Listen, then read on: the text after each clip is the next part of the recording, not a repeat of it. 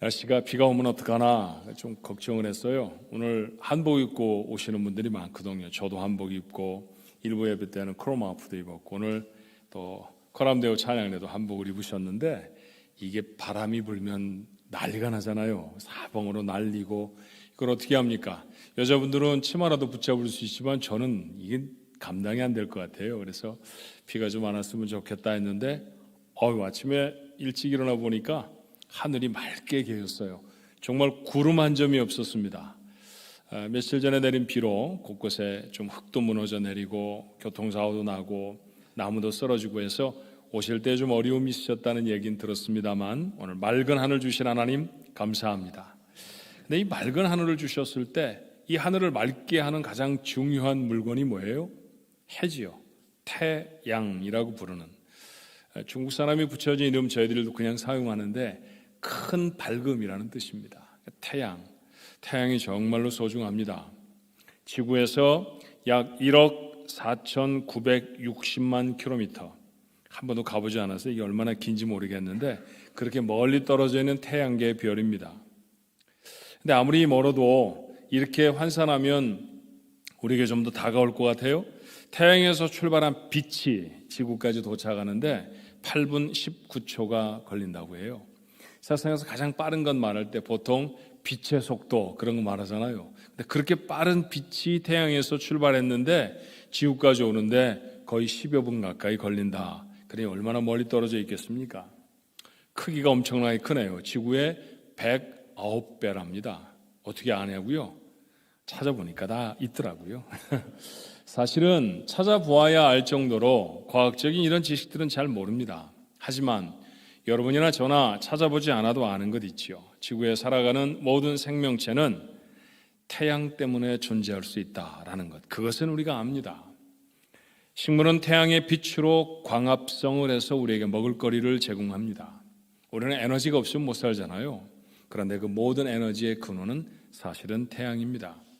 해가 지구에서 지금보다 조금만 떨어져도 지구에는 살아남을 생명이 없다고 해요.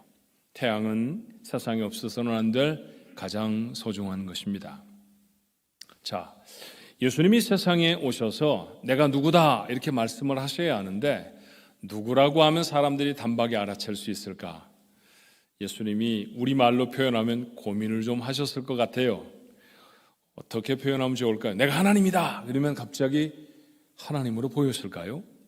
아마 사람들에겐 좀 어려웠을 겁니다. 그런데 알아들을 수 있도록 고민을 좀 하신 예수님이 어떻게 자신을 소개했는지를 요한복음에 이렇게 기록되어 있더라고요. 요한복음 8장 12절의 말씀에 보니 예수께서 또 말씀하여 이르시되 나는 세상의 빛이니 나를 따르는 자는 어둠에 다니지 아니하고 생명의 빛을 얻으리라. 태양이 거의 신적인 존재로 이해되던 고대 사회에서 주님이 나는 빛이다, 나는 태양이다 그렇게 말씀하시니 사람들은 단박에 그분이 누구신지를 이해했을 것입니다. 쉽게 말하면 주님 때문에 먹을 수 있고요, 주님 때문에 낮과 밤이 있고 주님 때문에 숨쉬고 주님 때문에 살아갈 수 있다라는 얘기죠. 존재의 근거가 주님이라고 하는 말씀입니다. 우리도 그렇게 믿습니다. 그런데 주님이 나는 빛이다 라고 말씀하신 것, 그건 그렇게 놀랍지가 않아요. 그분은 빛이시니까. 그런데 그보다도 깜짝 놀랄 만한 선언이 성경에 있다는 사실을 여러분 아십니까? 마태복음 5장 14절의 말씀은 가슴이 두근거리는 선언입니다. 너희는 세상의 빛이라. 하나님이 빛이라고 하시면 그건 이해가 되잖아요. 그런데 우리같이 허물이 많고 우리같이 부족한 사람들을 앞에 두시고 예수님 말씀하십니다. 너희가 세상의 빛이다. 조금 의역을 하면 우리도 빛이 될 수 있고 더 나아가 빛으로 살아가야 한다는 말씀입니다. 이런 말씀 앞에 서면 두려워지기도 하고요. 그리고 감격스럽기도 합니다. 예수님이 오시기 700여 년 전에 이 말씀을 들었던 이사야도 아마 같은 심정이었을 거예요. 자, 본문 1절의 말씀이 그랬죠. 일어나라, 빛을 발하라. 이는 내 빛이 이를 얻고 여호와의 영광이 내 위에 임하였음이니라. 이사야는 남북으로 나뉘어진 이스라엘 백성의 나라, 전에는 이스라엘 하나로 불렀는데 왕들이 서로 싸움을 하다 보니 북쪽에 이스라엘이라고 하는 나라가 생겼고요. 남쪽에 유다라고 하는 나라가 생겼죠. 그 남쪽 유다에서 활동하던 선지자가 바로 이사야였습니다. 북쪽의 왕들은 거반 대부분 못된 왕들이었는데 남쪽에는 종종 좋은 왕이 있었습니다. 항상 좋은 왕이었으면 얼마나 좋았겠어요? 근데 가끔씩 좋은 왕이 있었습니다. 그 중에 하나 우시야도 비교적 괜찮은 왕이었습니다. 근데 그 우시야가 죽습니다. 얼마나 하나님의 뜻을 전해야 하는 이사야에게서는 실망스럽고 걱정스러운 상황일까요? 바로 그 우시야가 죽던 해에 하나님이 이사야를 부르십니다. 이사야가 살던 유다는 정말 참담한 상황이거든요. 자, 그의 말로 우리가 한번 확인해 볼까요? 이사야 1장 5절로 6절의 말씀에 보니 너희가 어찌하여 매를 더 맞으려고 패역을 거듭하느냐. 온 머리는 병들었고 온 마음은 피곤하였으며 발바닥에서 머리까지 성한 곳이 없이 상한 것과 터진 것과 새로 맞은 흔적뿐이거늘 그것을 짜며 싸매며 기름으로 부드럽게 함을 받지 못하였도다. 지금 이스라엘 백성의 상황이 병들고 피곤하다는 것이죠. 성한 곳이 없습니다. 그런데도 이스라엘 백성은 못된 행실을 버리지 않습니다. 자, 조금 더 나아가면 7절의 말씀은 너희의 땅은 황폐하였고 너희의 성읍들은 불에 탔고 너희의 토지는 너희 목전에서 이방인에게 삼켜졌으며 이방인에게 파괴됨 같이 황폐했다고 말합니다. 늘 외적이 침입하는 것이죠. 형제의 나라라고 하던 북이스라엘도 도발을 일삼았습니다. 서금은 불탔고 소중히 여기던 것들은 다 빼앗겨 버립니다. 이방인에게 약탈을 당한 백성들은 고통스럽기만 했습니다. 상황이 이쯤 되고 이 일을 겪은 사람들이 다른 민족도 아닌 이스라엘 사람들이라고 하면 하나님께로 돌아가야 하지 않았습니까? 스스로 잘못이 있는지 살펴보아야 했을 것이고요. 구해 주시도록 간절히 기도해야 했을 것입니다. 왜냐하면 그들은 하나님을 아는 백성이잖아요. 그리고 기도하면 하나님이 그 어려움에서 건져주신다는 사실을 경험도 했고 알고도 있는 사람이었습니다. 그러니 그렇게 해야 했을 것인데 그런데 그들은 그렇게 하지 않았습니다. 5절에서 우리가 읽은 것처럼 그들은 계속해서 패역합니다. 요즘 우리말로 사용하지 않는 말이지만 영어 성경은 rebellion, 다시 말하면 하나님을 향해 반항하고 반역했다는 얘기입니다. 계속해서 그렇게 살았습니다. 그래서 하나님은 자기 백성을 이렇게 선고하시죠. 이사야 1장 2절로 3절의 말씀에 하늘이여 들으라 땅이여 귀를 기울이라 여호와께서 말씀하시기를 내가 자식을 양육하였거늘 그들의 나를 거역하였도다. 소는 그 임자를 알고 나귀는 주인의 구유를 알거마는 이스라엘은 알지 못하고 나의 백성은 깨닫지 못하는도다. 생명의 근원이신 하나님을 잊어버렸습니다. 짐승만도 못한 짓이라는 것이죠. 그래서 하나님은 이사야 1장 13절에 이런 엄청난 선언을 하십니다. 헛된 재물을 다시 가져오지 말라. 분향은 내가 가증히 여기는 바요. 월삭과 안식일과 대회로 모이는 것도 그러하니 성회와 아울러 악을 행하는 것을 내가 견디지 못하겠노라.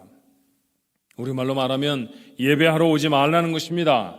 하나님과 이스라엘 백성 속에 맺어진 언약의 관계를 확인하는 것 중에 예배보다 중요한 게 어디 있습니까? 하나님은 예배를 중요하게 여기셔서 그들에게 꼭 지키라고 하셨고요. 이스라엘 백성의 삶에 있어서 가장 중요한 것은 여호와 하나님 앞에 나가 예배하는 일이었습니다. 그런데 하나님이 예배를 거절하십니다. 더 이상 내 앞에 예배하러 나오지 말라고 말씀하십니다. 이런 말씀을 대하면 가슴이 아픕니다. 그러고 두렵죠. 결국 하나님이 이사야에게 주신 예언의 말씀은 그 백성을 향한 심판입니다. 북왕국 이스라엘은 아수르에 망할 것이고요. 150년쯤 지나서 남왕국 유다는 바벨론의 포로로 잡혀갈 것입니다. 제사를 드리고 싶어도 성전이 다 허물어져서 제사를 드릴 곳도 없게 되어졌습니다. 예배를 드리고 싶어도 예배당이 다 없어져 버려서 예배를 드릴 수 없게 되어진 형편, 그렇게 생각해도 크게 다르지 않습니다. 이 심판의 예고를 자기 백성에게 전해야 한 이사야, 얼마나 가슴이 아팠을까요? 그리고 얼마나 두려웠겠습니까? 그런데 이 말씀을 읽고 있는 저는 이사야와 유다의 상황이 혹 우리의 상황은 아닌지 두려워졌습니다. 긴 전염병으로 정말 많은 사람이 생명을 잃었죠. 지금도 여전히 병중에 있는 사람들이 있습니다. 우리는 아직도 이 전염병이 두렵습니다. 그래서 마스크로 얼굴을 가리고 일상생활은 아직도 제한적입니다. 병들고 피곤한 유다 백성의 모습이 아닙니까? 성한 곳이 없습니다. 가정에도 생업에도 심지어 교회에도 심각한 상처들이 생겼습니다. 회복이 어려워져 보입니다. 팬데믹 기간 동안에 가정에서 일어난 가정폭력은 그 이전에 비해서 훨씬 더 높은 비율로 나타나고 있습니다. 미국에 판매되어지는 주류의 양은 팬데믹 이전과는 비교도 되지 않을 정도로 많아졌습니다. 마음이 그만큼 허허롭다는 얘기 아닙니까? 가정이 깨어지고 있는 것이죠. 생업은 어떻습니까? 더 이상 이 생업을 감당할 수 있을지 없을지 고민스러운 상황이 되지 않았나요? 1년이나 2년쯤 감당한 생업이 아닙니다. 10년, 20년씩 그 생업에 자신의 모든 것들을 다 투자해 감당했는데 여러분 손을 턴다라는 말 아시죠? 아무것도 얻은 것이 없는 채로 내려놓아야 하는 참담한 상황을 만납니다. 수많은 교회 진단가들이 학자들이 팬데믹 이후에 교회는 20% 이상 성도를 잃어버릴 거라고 진단합니다. 많은 사람들이 교회를 떠납니다. 예수를 믿지 않아도 될 것 같고 전에 형식상 그저 다니던 교인들이 이제는 아예 그 걸음도 잃어버리게 됐다는 것이죠. 어려운 상황입니다. 우리가 목격하는 상황이 이럴진데 어떻게 해야 할까요? 하나님 앞에도 기도해야 하는 것 아닙니까? 그런데 우리의 모습은 어떻습니까? 생각만큼 부르짖지를 않습니다. 하나님 앞에 나아가야 하죠. 그래서 하나님 앞에 무릎을 바짝 대고 마치 수로보니게 여인이 부스러기 은혜라도 주님께 구하듯이 그렇게 하나님의 도우심을 구해야 할 터인데 예배는 띄엄띄엄 드립니다. 적지 않은 세월 어려움을 겪었으면 그것도 온 지구촌이 모두가 다 겪은 어려움이라고 하면 사람들이 좀 철이 들어야 하잖아요. 아이들도 이빨 하나 뽑고 나면 철든다 그렇게 말하잖아요. 그래서 그 뽑는 이빨을 지혜이 그렇게 표현하기도 하지 않습니까? 그렇게 한번 심하게 앓으면 아이가 좀 더 성숙해진다 그런 말입니다. 그런데 왜 사람들은 어려움을 지나도 성숙해지지 못하는 걸까요? 온통 세상은 싸움판입니다. 나라와 나라들이 싸움박질을 하고 있고요. 정치인들도 서로 때를 지어서 끼리끼리 편을 먹고 아무 소득도 없는 싸움질에 열심입니다. 이런 일은 5살 배기 어린아이나 하는 일 아닙니까? 지금은 그렇게 싸울 때가 아니잖아요. 지금은 상처를 싸맬 때 아닙니까? 서로를 위로하고 무너졌던 것들을 복구할 때인데 더 많이 부숴버리겠다는 얘기처럼 보입니다. 패역을 일삼던 유다 백성과 달라 보이지 않습니다. 그 어려움의 시절, 그 캄캄한 그 시절을 지나가던 이스라엘 백성, 그들 중에 하나님은 이사야를 소환해 부르시죠. 그 말씀이 이사야 60장 1절의 말씀이에요. 일어나라, 빛을 발하라. 이는 내 빛이 이르렀고 여호와의 영광이 내 위에 임하였습니다. 일어나라, 빛을 발하라. 주님은 이사야에게도 이사야가 섬기는 백성에게도 촉구하십니다. 사실 빛 되신 하나님의 백성은 빛이어야 했다고 말씀드리지 않았나요? 그런데 오늘 일어서라 하신 것을 보니 그 빛을 아마도 잃어버린 모양입니다. 그런데 걱정할 필요 없습니다. 왜냐하면 하나님이 이렇게 약속하십니다. 내 빛이 이르렀고 여호와의 영광이 내 위에 임하였다 말씀하셨습니다. 빛으로 회복하신다는 말씀이죠. 그러니 일어나 용감하게 빛을 비추라는 얘기입니다. 이 말씀은 실망하고 두려워하는 이사야와 유다 백성에게 주신 말씀이라고 했습니다. 상처 입어서 성한 것이 없습니다. 땅은 황폐하여 삶은 고단합니다. 사람들은 점점 악해만집니다. 아무 가능성이 없어 보이는 바로 그 사람, 그 시기에 하나님은 그 백성을 향해 말씀하십니다. 이제 하나님의 영광이 내 위에 임할 것이다. 그러니 일어나라, 빛을 비추라. 다시 말씀하시죠. 본문 2절의 말씀이었어요. 보라, 어두움이 땅을 덮을 것이며 캄캄함이 만민을 가리려니와 오직 여호와께서 내 위에 임하실 것이며 그의 영광이 내 위에 나타나실 것이라 말씀합니다. 세상이 깜깜하게 절망으로 치달아 간다고 하면 이 세상을 비출 빛은 하나님의 백성이어야 하지 않습니까? 어떻게 그 사명을 감당할까 걱정하지 않아도 됩니다. 여호와의 영광이 그들 위에 임하실 것이기 때문입니다. 여러분이 주보를 보셔서도 오늘 장로님의 기도를 통해서도 아시게 됐습니다만 새 우리 교회의 표어는 또 기도의 제목은 일어나 빛을 비추는 교회라고 했습니다. 기도의 제목으로 바꿔 말하면 일어나 빛을 비추는 교회가 되게 하여 주시옵소서. 어떻게 일어나 빛을 비추는 교회가 될까요? 그 교회를 이루고 있는 하나님의 사람들이 일어나 빛을 비추는 사람으로 바뀌어질 때 가능한 줄로 믿습니다. 이제는 여호와 영광이 우리에게 다시 임하시는 시간이고 그렇게 빛으로 회복되어져서 세상을 비출 때라고 믿었기 때문입니다. 어떻게 빛을 비추는 성도가 될 수 있을까요? 첫 번째로 빛이 되신 예수님을 만나야 합니다. 우리는 원래 빛은 아니었습니다. 그런데 주님을 구주로 만나고 나서 빛이 되지 않았습니까? 예수님을 자신의 구주로 만나지 않았다고 하면 아직 빛일 수 없습니다. 여러분은 구원의 확신이 있으십니까? 주님의 부르심이 내게 들려졌다고 하는 사실을 확인하셨습니까? 성경을 읽고 계시나요? 성경을 통해 여러분은 무엇을 발견하셨습니까? 요한은 자신이 복음서를 기록한 이유를 이렇게 밝힙니다. 요한복음 20장 31절의 말씀입니다. 오직 이것을 기록함은 너희로 예수께서 하나님의 아들 그리스도이심을 믿게 하려 하며 또 너희로 믿고 그 이름을 힘입어 생명을 얻게 하려 함이니라. 하나님의 말씀을 읽으면 예수 그리스도 그분이 내 구주로 믿어진다는 것이죠. 진심을 담아서 그 말씀 앞에 나아가면 그렇게 부르심을 심장에 담을 수 있습니다. 그 구원을 얻은 사람이 새 생명을 얻습니다. 마태가 기록한 예수님의 말씀대로 그는 세상의 빛이 될 줄로 믿습니다. 예수님을 만나는 것, 구주를 자신의 영원한 구원의 생명의 은인으로 만나는 것, 여러분의 삶에 이루어지기를 주님의 이름으로 축원합니다. 두 번째로 빛 되신 예수님을 잃어버리지는 않았는지 점검해 보아야 합니다. 정말로 중요한 것을 잊어버려서 낭패를 만나는 때가 종종 있지요. 가령 저 같은 경우에 어떤 교회에서 설교 요청을 받았습니다. 설교를 가려고 하면 청바지에 자켓을, 이 티셔츠를 입고 갈 수는 없으니까 양복을 입어야죠. 양복 입으면 넥타이도 매야 하고요. 그래서 색깔 잘 맞춰 입었습니다. 그리고 청안교회에 가서 설교를 하려고 덕 보니 가방을 열어보니 설교 노트를 안 갖고 온 거예요. 그럼 얼마나 낭패를 만납니까?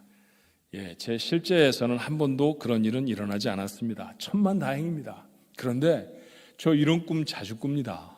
가위에 눌리듯이 얼마나 놀라서 일어나는지 몰라요. 일어나고 나면 비계가 흠뻑 젖을 정도로 그렇게 깜짝 놀랄 저한테는 정말 둘도 없는 악몽입니다. 놓치고 다니면 안 될 것이 있구나 다시 마음에 생각하지요. 여러분은 어떠세요? 팬데믹 기간 동안에 봉쇄가 되어져서 이동이 자유롭지 않았던 시간들이 있었습니다. 한국에 가려면 절차도 복잡하고 가서 보름쯤 어딘가에 갇혀 있어야 하기도 했죠. 그런데 그거 해제가 되니 열심히들 가셨습니다. 가셔서 부모님도 만나고 1, 2 친척들도 만나는 것이죠. 정말 오랜만에 만나는 겁니다. 그러니 선물도 좀 사가야 하지 않았겠습니까? 어머니한테 이 선물을 사다 드려야지. 내 형제한테 이렇게 좋은 것 갖다 줘야 돼. 여러 번 생각하고 참 좋은 곳으로 준비해서 포장 잘하고 이곳에 놨다가 저곳에 놨다가 꼭 가져가야 해 그랬습니다. 그러다가 가방 열심히 쌌는데 한국 가서 열어보니까 옷은 다 가져왔는데 선물만 없습니다. 그럼 여러분 얼마나 낭패를 만나게 되겠어요? 그렇죠? 정말 중요한 것인데 빼놓고 와서 속상하고 힘들어지는 때 있습니다. 주님은 어떤가요? 사는데 분주해서 주님을 잃어버리지는 않으셨나요? 세상 재미에 푹 빠져서 주님을 잃어버린 사람도 있습니다. 너무 어렵고 너무 힘이 들어서 예수님의 손을 놓아버린 사람도 있죠. 번번이 씻는 죄가 너무나 부끄러워서 주님의 얼굴을 피해 숨은 사람도 있습니다. 주님은 내가 빛이다 하셨습니다. 여러분이 굳이 농부가 아니라도 생각할 수 있잖아요. 농부가 씨를 뿌리고 물을 주고 비료를 쏟아 부어도 해가 비치지 않으면 아무 소용도 없습니다. 아무것도 이룰 수 없습니다. 아무것도 얻지 못합니다. 여러분의 인생이 무엇인가를 위해 아무리 분주해도, 무엇인가를 위해 아무리 대단한 계획을 세워도 주님이 빠져버리면 nothing, 아무것도 아닙니다. 주님을 찾아야 합니다. 죄가 있다고 하면 회개해야 하고요. 지혜가 부족했으면 다시 생각을 가다듬어 주께로 향해 서야 합니다.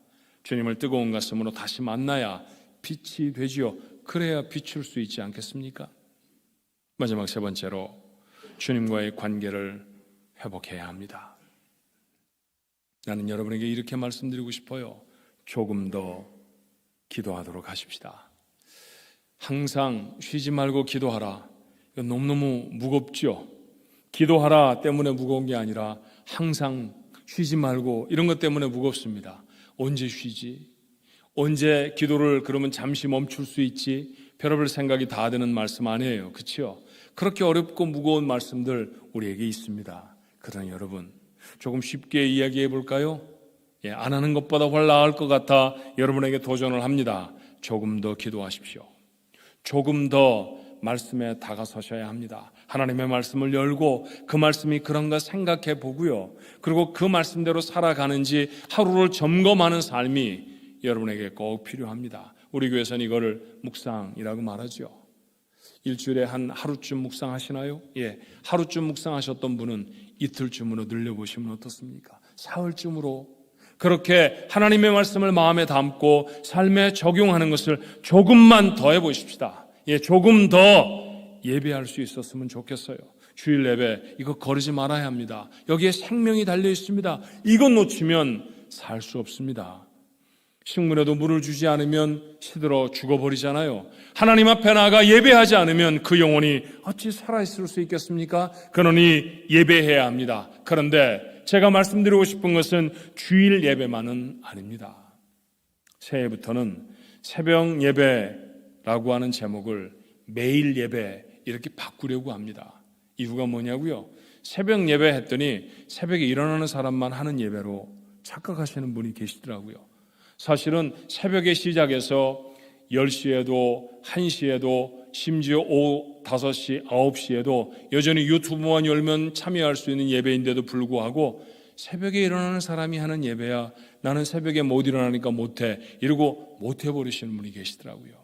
그래서 매일 예배 그렇게 하기로 했습니다. 그러니 매일 예배하자 그런 뜻이죠. 맞아요. 너무 부담스러우시다고요? 생각해 보십시다. 매일은 누구에게나 공평하게 24시간 아닙니까? 믿음이 큰 사람이나 믿음이 연약한 사람이나 모두 다 24시간 공평하게 하나님으로부터 선물로 받았습니다. 그중에 30분 정도라고 하면 50분의 1입니다. 하루 중에 50분의 1 정도 예배하며 지나는 것 과한가요? 맞아요. 그렇게 30분쯤 떼어내십시오. 하루 중 어떤 때라도 좋습니다. 그 30분을 떼어내 하나님 앞에 예배하는 성도가 되어보십시다. 매일 그렇게 예배하는 삶이 얼마나 많이 달라질까요?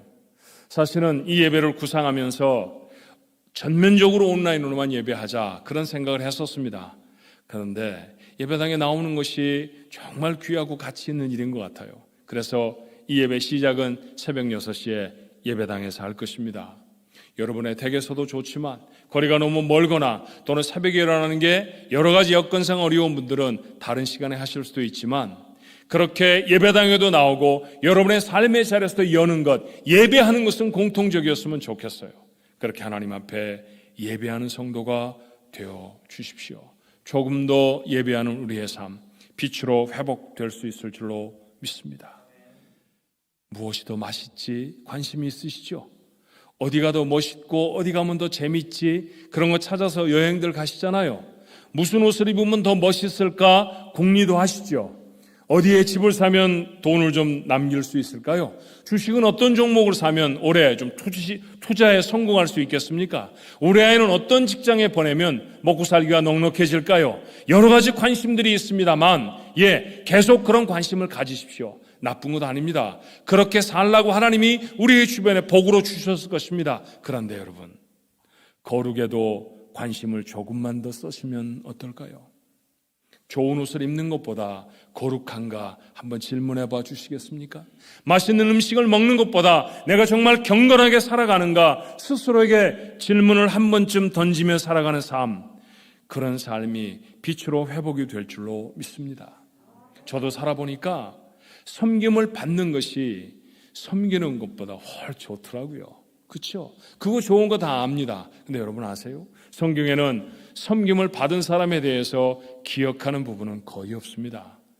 주님은 늘 섬기는 자를 기억하십니다. 섬김을 받으면 참 좋은데 하나님이 전혀 기억하지 않는 삶이라고 하면 그거 그만하십시다. 그리고 조금 어렵고 조금 고단해도 누군가를 섬기고 맡겨진 사명을 감당하면 내가 피곤하고 어려워도 그 일들을 감당하는 그 자리에 서도록 하십시다. 조금만 더 하는 것이죠. 그렇게 조금 더 내 걸음을 떼어내면 우리의 삶에 조금 더 빛이 밝혀질 것입니다. 조금 더 사랑하도록 하십시다. 하나님 사랑하시죠? 하나님 사랑하십니까? 분단마다 물어야 대답하시겠어요? 예, 하나님 사랑합니다. 그런데 하나님 조금만 더 사랑해 볼까요? 곁에 있는 사람들 사랑하십니까? 아내도 사랑하시고 남편도 사랑하시나요? 남편이 여전히 왼수입니까? 예. 아, 왼수 맞죠? 왼수 맞죠? 그래서 성경은 남편을 사랑하라도 있지만 왼수를 사랑하라 그렇게도 말씀하지 않으셨습니까? 그러니 사랑하십시오. 조금 더 사랑하는 것입니다. 조금 더 곁에 두신 사람을 사랑하는 거예요. 함께 가족을 이룬 영적인 가족인 우리 중앙교회 사랑하는 식구들 조금 더 사랑하는 것이죠. 대문을 열면 만나는 옆에 집, 내 오른쪽, 왼쪽, 맞은편 집 조금 더 사랑하는 겁니다. 그렇죠? 한 번도 만나보지 못한 사람, 그 사람도 조금 사랑해 볼 수 있을까요? 그렇죠. 우리 모두가 다 인도를 가고 파키스탄을 갈 수는 없을 것입니다만, 그러나 그곳에 사는 사람들은 다양한 방법으로 사랑할 수 있습니다. 우크라이나에 아직도 전쟁이 멈추지 않아 부모의 품으로 돌아가지 못하는 참담한 전쟁 속에 왜 자신의 생명을 내려놓아야 하는지도 모른 채 죽어가는 그 젊은이들 조금 더 사랑할 수 있지요.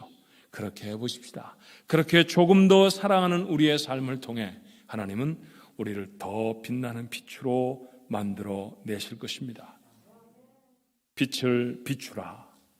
이사야와 유다 백성이 들었던 말씀이죠. 그 빛이 되라. 무엇을 생각했을까요? 그 사람들이 생각했을 때 아마 그 빛은 불하고 동의어였을 겁니다. 당시에는 오늘같이 다양한 방법으로 빛을 만들어낼 수 없었죠. 요즘은 스위치만 올리면 빛이 들어온답니다. 그렇지만 그때는 전기도 없었고 지금처럼 다양히 빛을 만들어낼 수 있는 도구와 기술도 없었죠. 빛은 모두 다 불에서 나왔습니다. 촛불, 기름을 담아서 심지를 꼽아 밝히는 등불, 횃불, 그런 것 아니었을까요? 그런 불을 바라보았을 것입니다. 바라볼 때마다 그들이 뭘 생각했을까? 그러고 나니 머리에 번쩍 드는 생각이 있었습니다. 여러분, 불은 여러분이 잘 아시지만 불은 늘 하늘을 향합니다. 때때로 작은 바람에 흔들리기도 하지만 이내 정신을 차리고 다시 하늘을 향해 일어서지요. 불의 수직 본능, 그런 거창한 이름을 붙여보면 어떨까요? 하늘을 향해 일어서는 불이 빛이 되고 그 빛을 비춥니다. 맞습니다. 하늘을 향해 선 사람, 그가 세상을 비출 것입니다. 말씀드렸던 거 기억하시나요? 인생은 바라보는 방향을 향해 열립니다. 무엇을 바라보고 사시겠습니까? 올 한 해 하나님을 바라며 하늘을 바라며 사는 우리 가족들 모두가 되기를 주님의 이름으로 축원합니다.